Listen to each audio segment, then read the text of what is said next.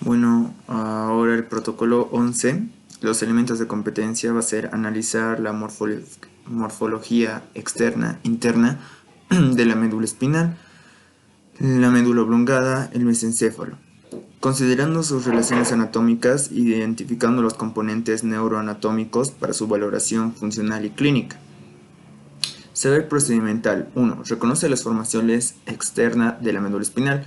Como vemos en la imagen podemos apreciar los diferentes surcos, como el surco longitudinal posterior, el surco intermedio, surco posterolateral, y anteriormente tenemos la fisura media anterior, luego el surco anterolateral, y bueno, luego tenemos los as, el as delgado de Gracil, el as cuneiforme o de Bourdon, el septum medio posterior, la comisura blanca anterior, las raicillas anteriores, el cordón anterior, luego tenemos al ganglio raquídeo, el cordón lateral, las raicillas posteriores y la sustancia blanca y sustancia gris.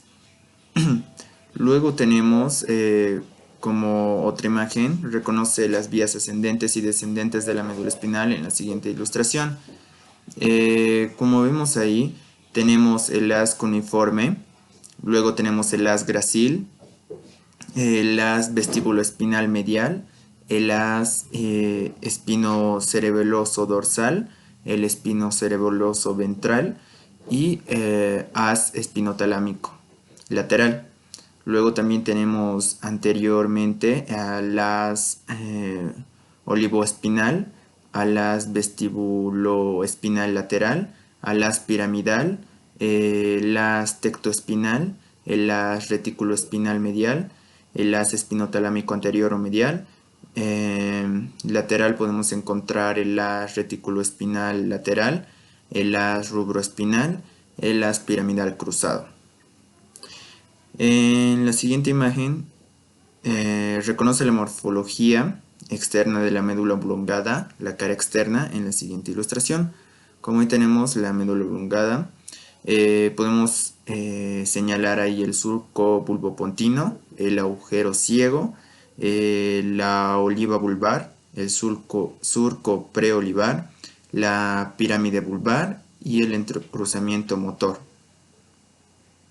En la siguiente imagen también tenemos que reconocer la morfología externa de la médula oblongada en la cara posterior. En la siguiente ilustración podemos ver el nervio troclear, que es el cuarto par craneal. Luego tenemos al surco longitudinal medial, el locus cerebellus, la fosita superior, el colículo facial, el tubérculo acústico, la ala blanca externa, la ala gris, el tubérculo gracil, el tubérculo cuneiforme, el surco intermedio, el surco posterolateral, el colículo posterior, el frenillo de velo medular superior. También podemos ahí encontrar el surco limitante, las estrías acústicas, el surco medio posterior, el haz gracil, el haz cuneiforme y los colículos posteriores. Luego tenemos la tercera, que reconoce la morfología externa del puente.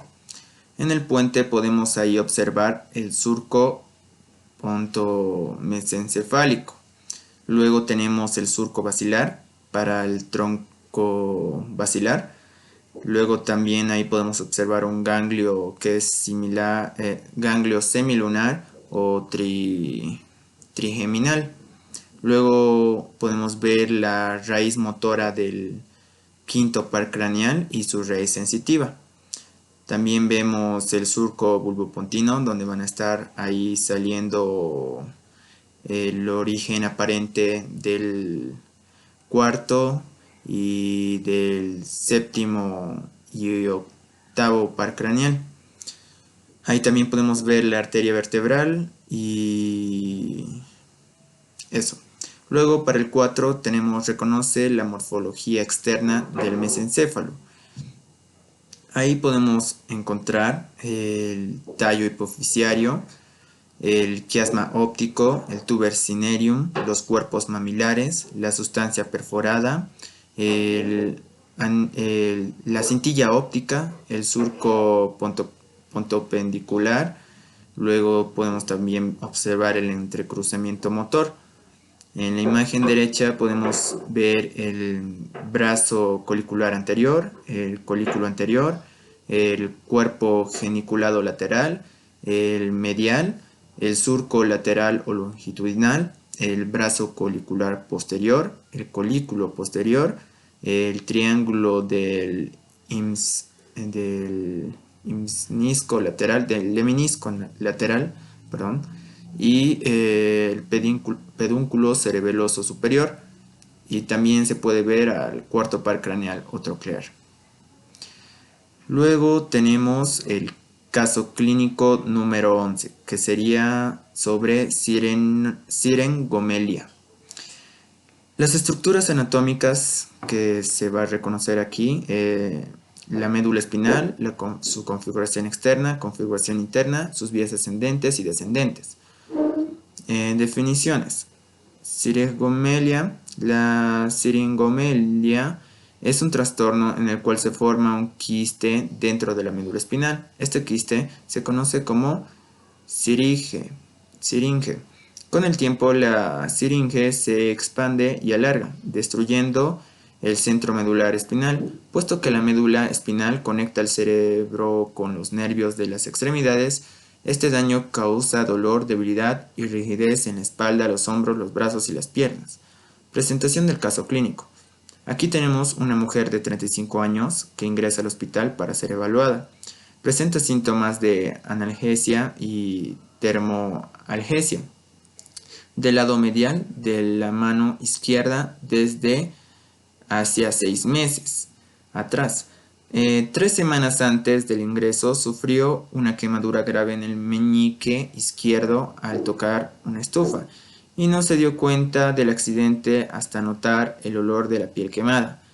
La exploración física reveló una disminución marcada de la sensibilidad dolorosa y térmica en los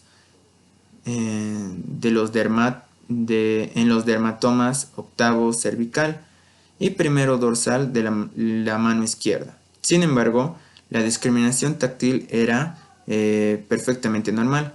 En estas áreas, la exploración del brazo derecho mostró pérdida sensitiva en disocia similar, pero mucho menos intensa, con afección de las mismas áreas.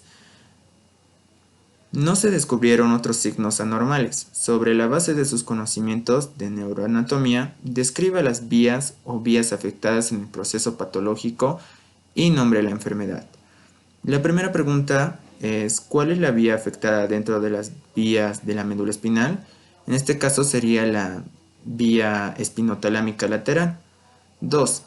¿El segmento de la médula espinal está afectado? ¿En qué segmento de la médula espinal está afectado? En el segmento serían al nivel de la dorsal 1. 3. ¿Cuál es la función del haz espinotalámico lateral y el haz espinotalámico dorsal? El haz espinotalámico lateral es el que va a conducir impulsos dolorosos, térmicos y de micción.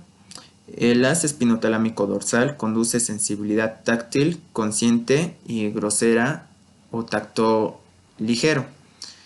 ¿Cuál es la función del núcleo de Clark? Su función es la sensibilidad profunda, inconsciente y reflejos espinales. ¿Cuál es la región siguiente de la sustancia blanca? ¿Cuál de las regiones siguientes de la sustancia blanca no tiene fibras corticoespinales? En este caso sería la pedúnculo cerebral del mesencéfalo.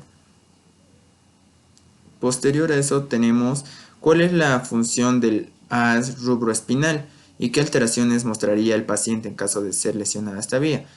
La función del haz rubroespinal es el que va a estimular los movimientos flexores e inhibe la actividad extensora.